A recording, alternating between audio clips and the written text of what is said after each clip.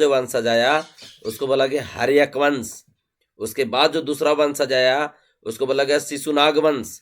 तीसरा वंशज आया उसको बोला गया नंद वंश। चौथा जो शासन आया उसको बोला गया मौर्य वंश।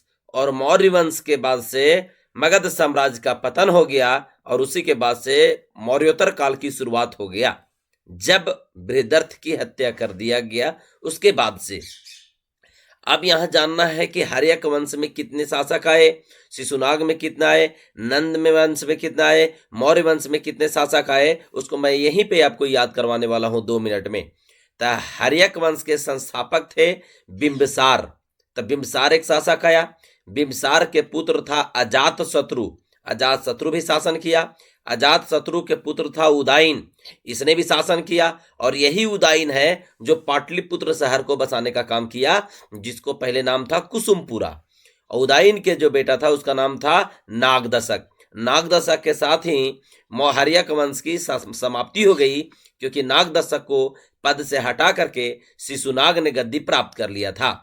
तो उसके बाद फिर कौन हुआ, शिशुनाग वंश के शासन की स्थापना हुआ था। एक लाइन में यदि मैं बताऊं तो ऐसे एकदम सीधा इसने इसको मारा, यहां पर आ गया शिशुनाग। तो शिशुनाग वंश के अंतर्गत शिशुनाग शासक हुआ।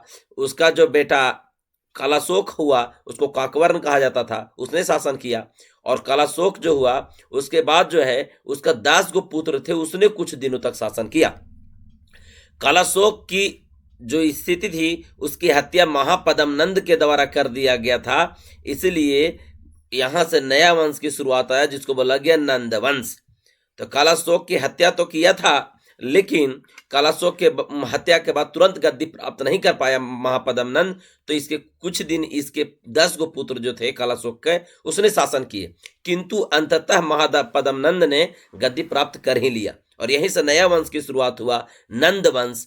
तो नंद वंश में महापदम नंद ने शासन किया और इसके 8 गो पुत्र थे। 8 गो पुत्र में एक पुत्र का नाम था धनानंद। धनानंद ने शासन किया।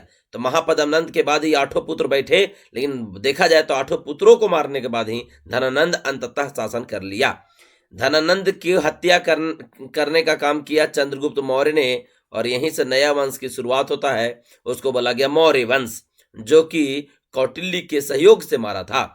मौर्य वंश के संस्थापक चंद्रगुप्त मौर्य हुए। उसके बाद उनके पुत्र बिंदुसार हुआ। उसके बाद उसके पुत्र अशोक हुआ, जो अपने भाइयों को मारने के बाद गद्दी प्राप्त किया। और एक लाइन में कहा जाए तो 99 भाइयों को मारने के बाद गद्दी प्राप्त किया। अशोक के बाद इसके उत्तराधिकारी के रूप में दशरथ आया। और उसके बाद सबसे अंतिम शासक बृहदर्थ हुआ। बृहदर्थ के साथ ही मौर्य वंश की समाप्ति हो जाती है। बृहदर्थ जो था मौर्य वंश का सबसे अंतिम शासक के रूप में काम किया, और सबसे अंतिम शासक के रूप में शासन को करने का जो श्रेय जाता है वो बृहदर्थ को जाता है।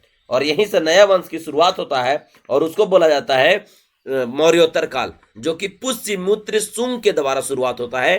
तो पुष्यमित्र शुंग ने ही बृहदर्थ की हत्या किया था, जहां से शुंग वंश आएगा।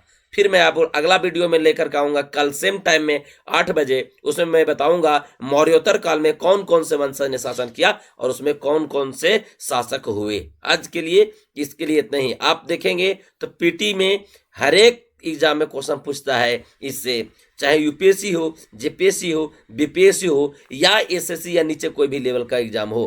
तो ये आपके लिए बहुत ही इंपॉर्टेंट है, आपके लिए काम करेगा।